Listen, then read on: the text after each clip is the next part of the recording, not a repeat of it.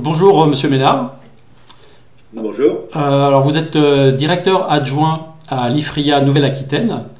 C'est un réseau qui propose des formations par apprentissage pour répondre aux besoins en compétences de la filière alimentaire. Et dans vos centres de formation par apprentissage, vous formez des jeunes au métier de la maintenance. Alors du coup, juste avant d'aborder le sujet du recrutement des techniciens de maintenance, des causes et des solutions possibles à la tension actuelle sur ce marché, sur ce métier, sur la partie recrutement de ces métiers. Est-ce que vous pourriez nous présenter l'IFRIA et l'organisation de vos journées portes ouvertes? C'est un centre de formation pour les industriels de l'agroalimentaire. Il y a une douzaine d'IFRIA en France, dont une que je m'occupe plus particulièrement sur le secteur de la Nouvelle-Aquitaine. Donc à l'IFRIA, on a trois grandes missions. Une mission liée à la formation d'apprentis pour les industriels de l'agroalimentaire, dont le BTS maintenance fait partie. On a aussi dans notre métier de la formation continue pour des collaborateurs d'entreprise, donc pour les monter en compétences ou pour former des nouveaux collaborateurs. Et puis on a une troisième mission en lien avec un petit peu l'interview d'aujourd'hui, qui est faire connaître et mettre en avant les métiers de l'agroalimentaire. Par exemple, un technicien de maintenance, quel métier il va faire, sur quel type de machine il va être, quelle technologie il va employer. Donc c'est pour ça que nous organisons chaque année des portes ouvertes dans lesquelles on a des professionnels qui viennent présenter leur métier, des industriels qui viennent aussi présenter les produits qu'ils peuvent faire et la technologie qu'on peut retrouver dans les entreprises de l'agroalimentaire. Donc à ce jour, on a déjà fait deux journées de portes ouvertes, une qui avait lieu un samedi, une un mercredi, et la prochaine a lieu le 9 avril, le samedi matin 9 avril, où là on aura des industriels, des jeunes qui viendront aussi présenter leur métier, parce qu'on a des apprentis qui sont déjà en poste, qui vont présenter leur métier. Donc voilà un petit peu l'IFRIA et l'organisation de nos portes ouvertes. D'accord. Et alors juste comment ça se passe une journée porte ouverte? Comment c'est organisé? Comment sont accueillis les jeunes ou les parents? Alors aujourd'hui, au niveau des portes ouvertes, on va dire une double organisation, une organisation côté entreprise et apprentis. C'est-à-dire qu'on met en place toute une logistique pour qu'on puisse avoir des apprentis qui viennent à notre siège social à Talence, où là, ils vont venir. Alors, on a souvent des représentants des ressources humaines, des responsables de production, voire des responsables de maintenance, voire des responsables commerciaux, suivant les métiers qu'ils recherchent, qui viennent à l'IFRIA. Donc, on leur donne un espace dans lequel ils peuvent, je dirais, mettre un petit peu les affiches de leurs entreprises, leurs produits. Donc, ça, c'est la première partie. On invite aussi nos apprentis qui sont nos meilleurs ambassadeurs sur les différents métiers, ainsi que les différents collaborateurs de l'IFRIA qui pourront aussi accueillir les personnes qui viendront. Et puis côté parents et futurs apprentis, là on a une campagne un petit peu de communication auprès de tous les prescripteurs, auprès des lycées, et puis aussi auprès des jeunes qui se sont déjà fait connaître auprès de l'IFRIA pour les inviter sur cette journée, pour pouvoir échanger et discuter avec les industriels. Dans cette démarche, ce qui est intéressant aussi qu'on peut avoir, c'est que les industriels qui sont présents viennent bien sûr pour recruter des jeunes sur des métiers, mais ils viennent aussi pour présenter leur métier. Donc si par exemple un jeune voulait avoir des renseignements sur de la maintenance et que l'entreprise ne recrute pas de technicien de maintenance, elle va quand même le recevoir pour expliquer les métiers qui sont à l'intérieur de l'entreprise. Donc on essaye de faire d'une pierre deux coups, et puis très souvent adossé quelques semaines après à ces portes ouvertes, on organise là de façon plus fine et plus pointue ce qu'on appelle des job dating, où là les apprentis qui se sont inscrits pour le cycle prochain, pour qu'on puisse les mettre en relation avec des entreprises. Donc là il y a une deuxième phase qui est un peu celle qui est après les portes ouvertes et l'inscription, pour pouvoir être mis en relation avec des entreprises qui recherchent. Voilà. D'accord. Alors pour commencer à aborder notre sujet, déjà, est-ce que vous constatez une pénurie de talents dans le secteur de la maintenance? Et est-ce que, si oui, est-ce que cette tension se renforce ou est-ce qu'elle s'allège? Alors, aujourd'hui, effectivement, on rencontre une pénurie de talents, comme vous dites. Alors, pour deux raisons. On a peu de candidats qui s'inscrivent, donc dû à à peut-être une méconnaissance, je pense, du métier, une non-valorisation peut-être des métiers, peut-être aussi dans les collèges, dans les lycées, on connaît pas très bien ces métiers, donc on les a pas mis en avant.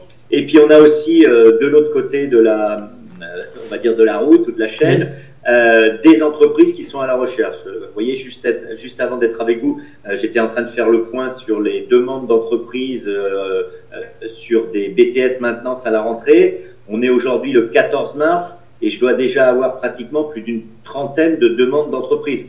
Donc, et sur tous les secteurs et tous les territoires de la Nouvelle-Aquitaine. Donc, on est effectivement sur des entreprises qui sont extrêmement à la recherche.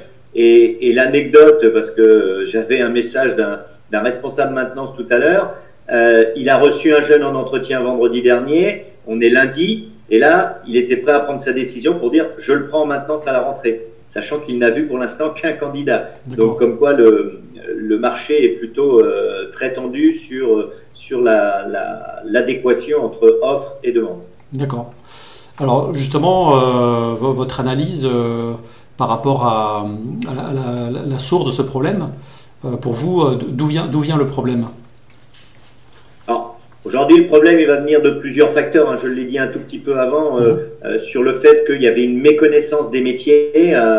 Moi, je sais que nous, dans l'agroalimentaire, les entreprises n'ont pas toujours communiqué sur les métiers qu'elles pouvaient rechercher. Je pense qu'il y a aussi l'attractivité des jeunes, qu'on veuille ou qu'on veuille pas, et ce que je vais vous dire n'est pas basé sur des études scientifiques, mais c'est quand même quelque chose qu'on partage avec pas mal de responsables de maintenance. On a beaucoup de jeunes qui ne sont pas dans une culture de bricolage dès le départ, hein, les jeux, de l'informatique, les applications, toutes ces choses-là les ont un petit peu détournés d'activités qu'ils pouvaient avoir chez eux avec leurs parents ou même eux en train de bricoler. Donc on sent moins des gens qui ont l'âme à être bricoleurs.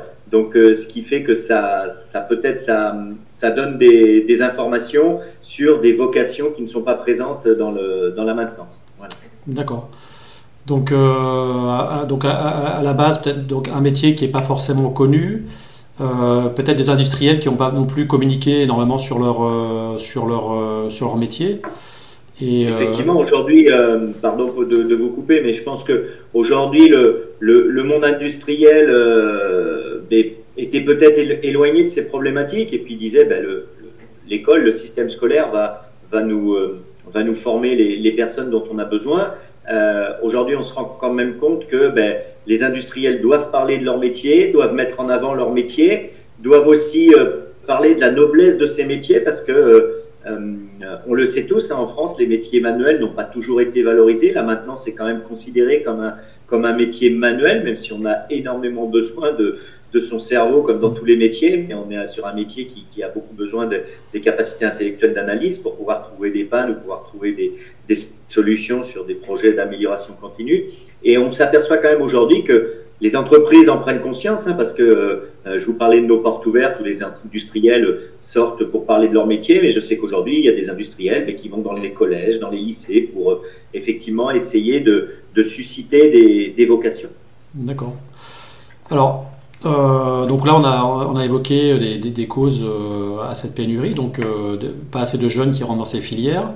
Et alors, quelles sont les actions que vous envisagez ou que vous avez déjà mises en place dans votre industrie pour essayer de résoudre ce problème, de trouver une solution?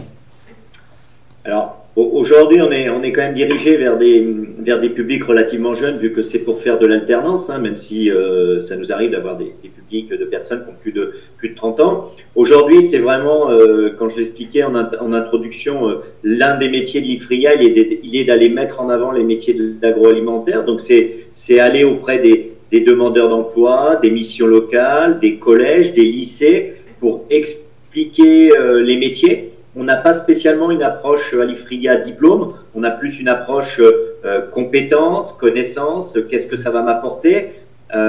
On sait que sur un métier de maintenance, on va avoir besoin de connaissances techniques, mais à côté de ça, c'est quelqu'un qui est assez libre dans son travail, qui va pas être sur une seule machine toute la journée, qui va faire des activités totalement différentes dans l'entreprise, qui aura peut-être pas toujours des horaires de travail fixes, parce qu'on sait que la maintenance, demande une certaine souplesse. Donc, c'est aussi aller communiquer dans ce sens-là auprès des personnes dont ce type d'activité intéresserait pour pouvoir leur présenter et leur expliquer.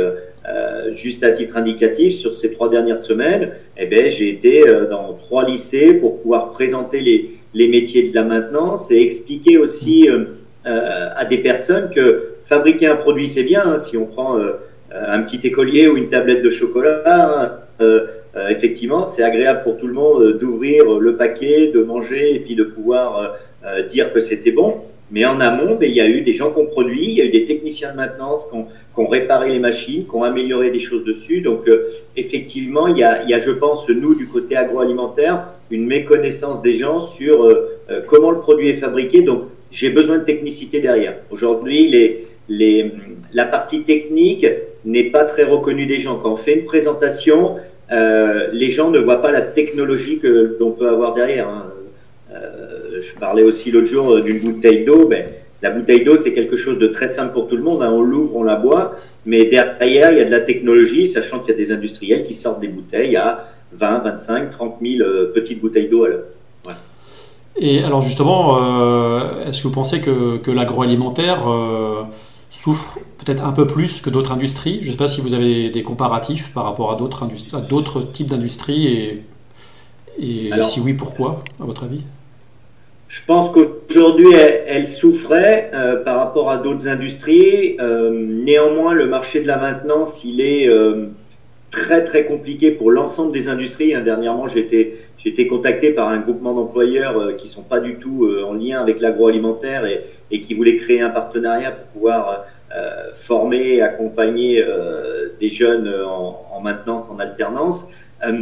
L'agroalimentaire a une pénurie parce que les gens n'imaginent pas non plus aujourd'hui derrière la technologie qu'il peut y avoir. Hein. On va avoir, je parlais de chocolat, je parlais de gâteau tout à l'heure, mais que ce soit dans le monde agricole, les carottes, les pommes de terre, on a de la technologie partout, les pruneaux, la viande et ainsi de suite.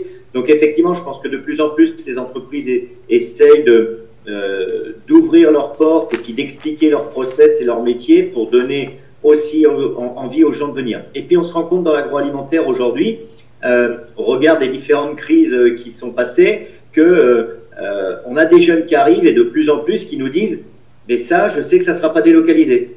Voilà. Par exemple, fabriquer un foie gras dans le sud-ouest, je pense qu'on continuera à fabriquer un foie gras dans le sud-ouest. Les tomates sur Marmande qui poussent, elles vont être transformées sur Marmande. On ne va pas les envoyer à l'autre bout du monde. Donc, effectivement, on a aujourd'hui des industries qui sont présentes. Hein, je viens d'en parler de deux, mais il y a l'industrie du vin, l'industrie du cognac sur la Nouvelle-Aquitaine. Donc, on est effectivement sur des industries qui ne seront pas délocalisées. Et là, on sent des jeunes qui se rendent compte que, effectivement, c'est important pour eux. Et puis, il y a aussi cette notion de nourrir les autres, de dire je participe à quelque chose pour pouvoir nourrir la planète. On est sur beaucoup de jeunes aussi qui essayent de donner du sens à ce qu'ils font. Donc, ça en fait partie. D'accord.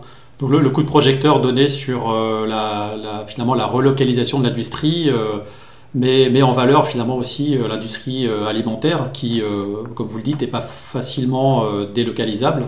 Du coup, rajoute une sécurité de l'emploi. Alors, pour venir justement à la formation de ces techniciens, la formation par apprentissage, donc je pense que ça vous semble une bonne solution, a priori, puisque c'est votre activité. Pourquoi justement l'apprentissage est intéressant pour former des techniciens de maintenance et potentiellement pour participer à l'attractivité de ce métier? Alors, aujourd'hui, on est sur un métier qui a eu une forte évolution technologique ces 30 dernières années dans l'agroalimentaire. Juste pour un tout petit historique, il y a une quinzaine d'années, à l'IFRIA, on faisait des bacs pro maintenance.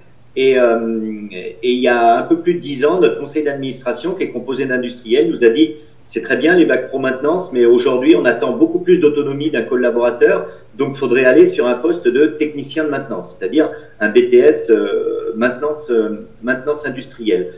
Donc, aujourd'hui, les attentes qu'on a sur ce BTS, on est énormément sur de l'autonomie, de l'analyse, de la curiosité. Donc, pour nous, l'alternance est l'un des moyens les plus sûrs pour arriver à ça. Comme je dis, l'alternance va permettre d'avoir des savoirs quand je vais être à l'école, et puis quelque part les transformer en savoir-faire quand je vais être en entreprise, accompagné par mon tuteur. Donc aujourd'hui, on s'aperçoit que un apprenti, après 2 années d'apprentissage, il a 2 ans d'expérience professionnelle. Alors que si on y réfléchit, il a qu'1 an, il a presque passé la moitié de son temps en cours, mais quelque part, pour un recruteur, il aura 2 ans d'expérience professionnelle. Donc là maintenant, c'est un métier quand même où, à un moment, on a la responsabilité technique d'une ligne de production, voire d'une partie d'une entreprise. Je suis à l'école, ça se passe bien, c'est très bien, mais si je l'ai jamais vécu avant, je peux peut-être professionnellement avoir une pression que je vais pas arriver à gérer. Donc l'alternance, c'est un bon moyen de voir si cette pression, je peux la gérer, et puis d'apprendre aussi à la gérer, parce que mon tuteur, mes collègues, pendant mes 2 ans d'alternance, vont m'apprendre à gérer ce genre de choses. Alors, donc j'ai compris que vous travaillez main dans la main avec les industriels pour adapter les formations dans le temps et les faire évoluer. Est-ce que, selon vous, l'évolution technologique des équipements a un impact sur la pénurie en compétences ? Alors, un impact, je vais dire oui et non. Aujourd'hui, on sait que dans le métier de maintenance, la compétence principale à développer est la curiosité. À partir du moment où on a des bases techniques, derrière, effectivement, il y a une évolution technologique. Si le technicien ou les techniciens de maintenance sont curieux, à un moment, ils vont évoluer avec les technologies. Alors, bien sûr, sur ces nouvelles technologies qui arrivent, on peut parler de numérique, on peut parler de robotique, on peut parler de maintenance à distance. On aura toujours des formations qui vont permettre aux gens de se mettre à niveau, mais si les gens sont curieux, c'est quelque chose qui va venir avec le temps. Je vais prendre un exemple. À un moment, on a eu une révolution industrielle quand on a eu beaucoup d'automatismes qui sont arrivés avec ce qu'on appelle des automates programmables. On a même eu des variateurs de vitesse, par exemple. Beaucoup de techniciens de maintenance, voire de responsables de maintenance, n'avaient jamais vu ça à l'école, mais ils ont été formés sur le tas et aujourd'hui, ils sont vraiment autonomes sur ce genre de choses. Donc aujourd'hui, je pense que le technicien de maintenance doit être quelqu'un qui est dans une démarche aussi de vouloir se former tout au long de la vie. Puis ça va avec ce qu'on attend aujourd'hui des collaborateurs. D'accord. Voilà. Donc vous voyez ça plutôt comme une opportunité et finalement, ça fait partie de l'ADN du technicien de maintenance qui est de Tout à fait, je suis d'accord avec vous sur les 2 points. Pour moi, ça fait partie d'une opportunité, mais ça fait aussi partie des compétences de départ qu'on attend du technicien de maintenance. Petite question d'actualité, est-ce que vous pensez que la crise sanitaire a eu un impact particulier justement sur le recrutement de ces techniciens ? Comme ça, à chaud, non. Par contre, moi, ce que je sais, c'est que la crise sanitaire, elle a eu un impact sur l'industrie agroalimentaire parce qu'elle ne s'est pas arrêtée. Donc ça veut dire qu'on a eu tout le temps besoin de nourrir les gens. On a eu des gens qui n'ont pas été au chômage technique ou très peu. On a eu des industries effectivement qui se sont arrêtées, certaines qui travaillaient beaucoup pour ce qu'on appelle la restauration hors foyer, mais on en a eu d'autres qui ont pris des croissances de 10 à 2 chiffres, voire certains à 3 chiffres, par exemple, qui fabriquent tout ce qui est les produits pour la pâtisserie, parce que les gens pâtissaient beaucoup chez eux. Moi, aujourd'hui, je vois pas d'impact. Alors, on parle de pénurie, de tension sur le marché. Est-ce que, en termes de salaire, je ne sais pas si vous avez des données sur cet élément, est-ce que vous constatez, vous entendez parler d'un impact sur les salaires ? Alors, on a un secteur sur la Nouvelle-Aquitaine où on a ouvert un BTS parce qu'il commençait à y avoir un impact sur les salaires. C'est-à-dire que les industriels commençaient à quelque part avoir des gens des autres entreprises qui postulaient chez eux, donc ça faisait automatiquement monter les salaires. Quand vous avez 20 postes sur un territoire et qu'il n'y a que 15 techniciens, à un moment on peut se les échanger régulièrement, mais ça va faire que monter les salaires. Donc pour éviter quelque part et d'avoir quelque part une fourchette de salaire raisonnable pour le métier de technicien de maintenance, c'est là où on a mis en place un BTS maintenance sur ce secteur pour pouvoir répondre aux besoins et faire en sorte qu'il n'y ait pas d'envolée des salaires comme on peut avoir sur certains métiers. Voilà. Mais aujourd'hui, le technicien de maintenance, c'est plus bien rémunéré. À partir du moment où il a des bonnes compétences, l'entreprise reconnaîtra ses compétences parce qu'on est sur un métier qui est en pénurie. Mais elle n'est pas en pénurie à tout prix. C'est-à-dire que la personne qui aurait un diplôme en maintenance mais qui ne saurait pas faire de la maintenance, c'est pas pour ça qu'il sera embauché. D'accord.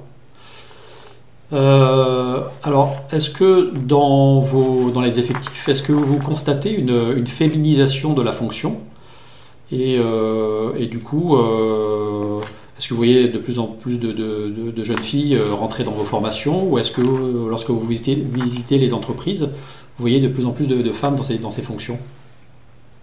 Alors, on ne peut pas dire qu'on soit à la parité, et on en est vraiment très loin.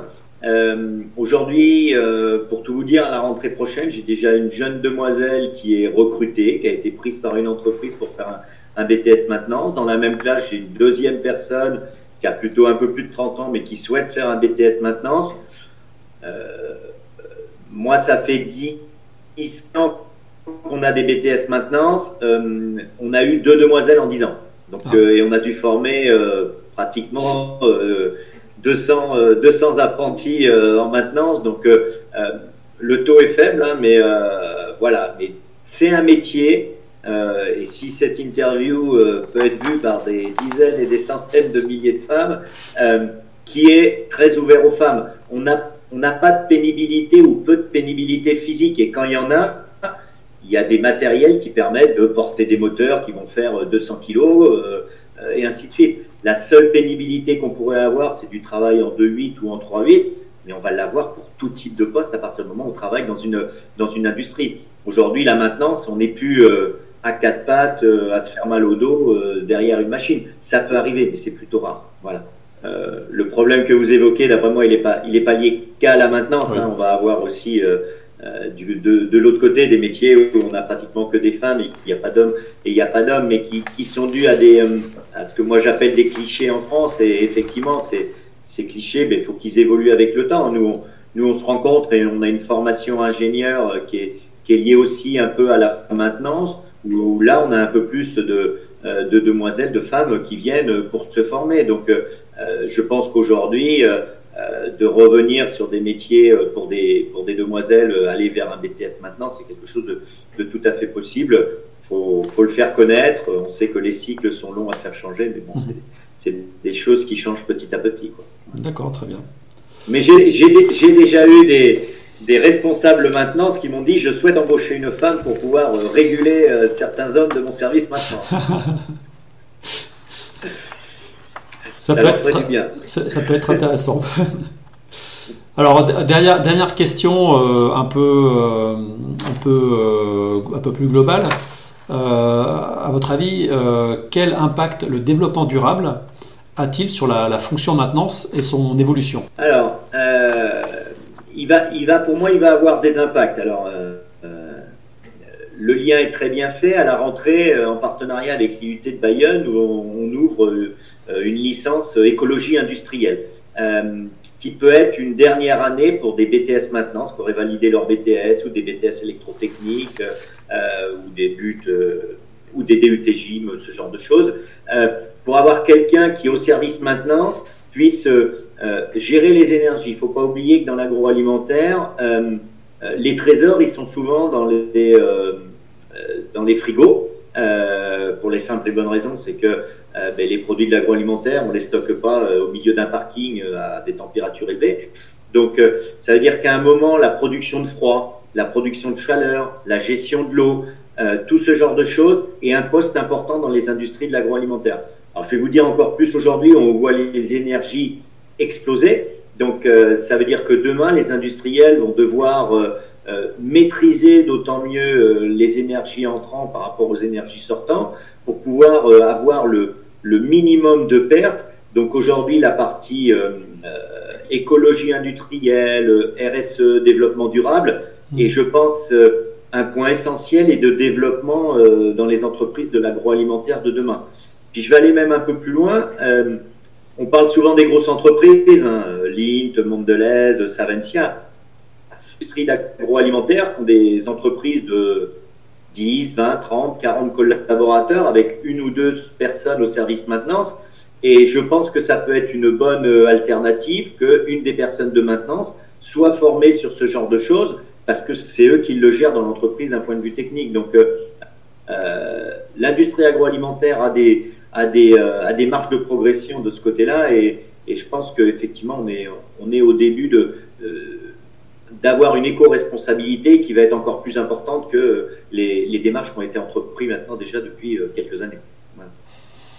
D'accord, très bien. Eh bien, c'est parfait. Ben, je vous remercie beaucoup pour ces informations. Et puis, ben, je vous souhaite une bonne journée et très bientôt. Merci à vous, et puis à bientôt, et j'espère que j'ai donné envie aux gens de venir dans l'agroalimentaire et surtout dans la maintenance. Merci beaucoup.